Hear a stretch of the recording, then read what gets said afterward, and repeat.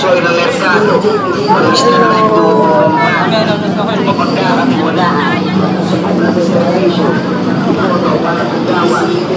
Hindi na sabi na ito niya. Yes.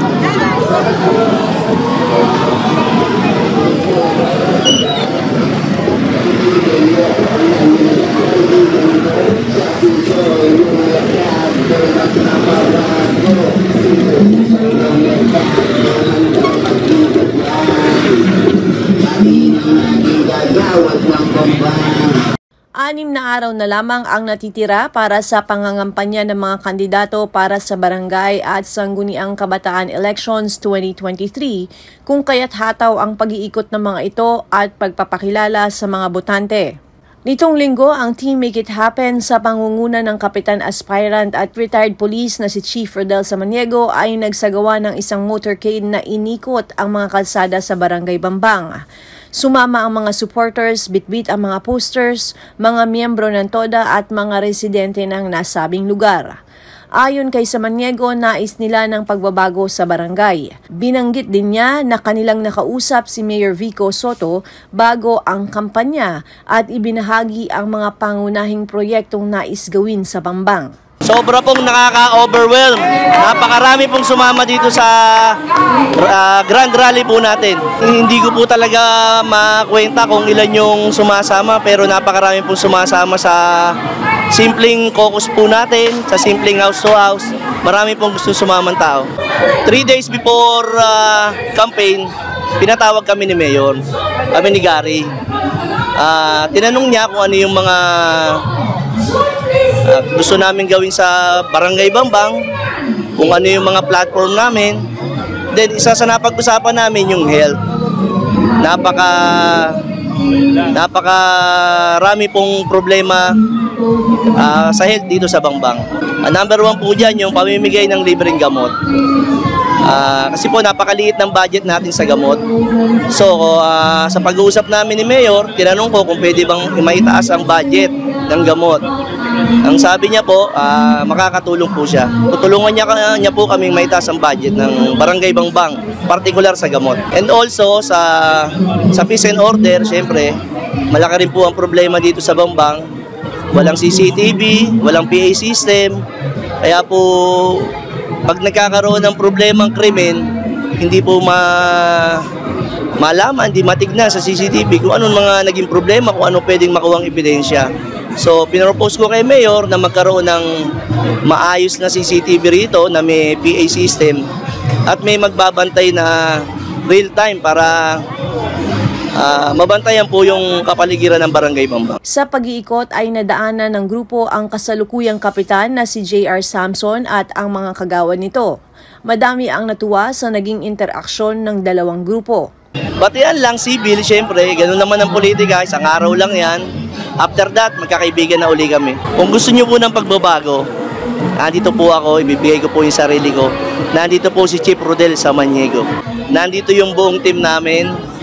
Sana po masuportahan nyo kami. Sa lahat po ng sumusuporta sa Team Make It Happen, maraming salamat po. Lubos ang pasasalamat ng mga kagawad ng grupo sa dami ng mga sumama sa kanilang pag-iikot at sinabing may mga nakahanda na silang programa para sa Bambang. Para sa isang mas masiglang bagong Bambang po. Ang mensahe ko lang po para sa aking mga kabarangay sa Bambang, ngayon pong nalalapit na po ang halalan, piliin po natin kung sino po yung nararapat talaga na iboto po natin. Para sa pagbabago, kasi sa Bambang, sama-sama tayo.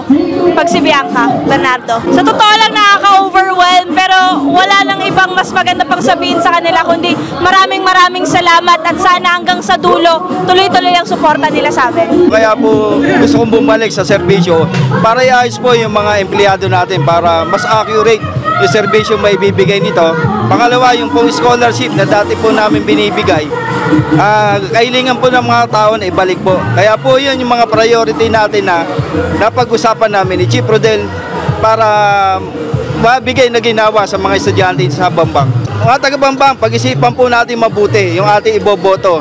At maraming salamat po sa inyong suporta. Napakainit po na suporta ang binibigay nyo sa Team Make It Happen. Kaya po dapat natin iboto si Jomel Paulino dahil alam ko po na mas mapapaayos, mas mapapabilis at mas mapapaganda ang ating barangay Bangbang sa pamumuno ni Chief Rodel Samaniego at ng aming mga kagawad. Sa mga sumuporta po sa amin, kami po lubos na nagpapasalamat dahil ang init-init po ng pagtanggap nyo sa aming grupo. At sana po hanggang dulo, suportahan mo po natin ang ating Team Make It Happen sa pangunan ni Chief Rodel Samaniego. Para sa konkreto at solidong programa sa pangkalusugan ng Bambang. Yan ang sinasabi ni Chief, kami po napatawag ni Mayor. At yan po ay isa sa mga kailangan tugunan para sa Barangay Bambang. Maraming salamat. Actually, na-overwhelmed kami dahil dito sa suporta. Hindi namin naasahan.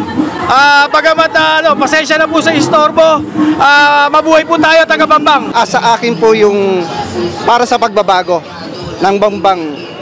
Yun lang po ang aim ng Team Make It Happen. Transparency, government, at pagbabago. Sa mga sumuporta, sumama ngayon, napakarami. Na-touch kami talaga, ang dami. Maraming salamat po sa suporta, mga kabarangay ko. Thank you. Dahil ang Soil Mercado na dating kagawad, lahat po ng mga programa na siya ay nanunungkulan, talaga namang naibigay po natin ang best natin. Ako po ay napunta sa Livelihood Committee. Alam po ng mga taga-Bambang ng livelihood ay marami na po nagkamit po ng 2 parangal at saka maging ako po mismo bilang chairperson ng livelihood, nabigyan din po tayo ng parangal ng PCIST. Ang aking magiging adhikain ngayon ay mabigyan ng maayos at maganda tulad halimbawa na bigyan po natin ng transparency ang ating barangay. Mas itaas pa natin ang antas ng ating livelihood pre-trainings. Ang mga maliliit na manininda tulad po ng mga maliliit na negosyante ay tulungan po natin na magkaroon ng puhunan upang sila ay umasay sa rin. Una-una, maraming salamat sa mga taga-Bambang. Pangalawa ay ang ating mga nakasunod po sa ating ngayon na sumusuporta sa Make It Happen sa pangunguna po ni Chief Rodel Samaniego. Sinabi ng isa sa mga residente na nais nila ng pagbabago at nakasuporta sa Team Make It Happen. Masahan namin. Hindi makagawa din. Yan masahan namin. Yan ang masahan namin. Ako si Luan Peñano para sa latest ng iNews Pasig.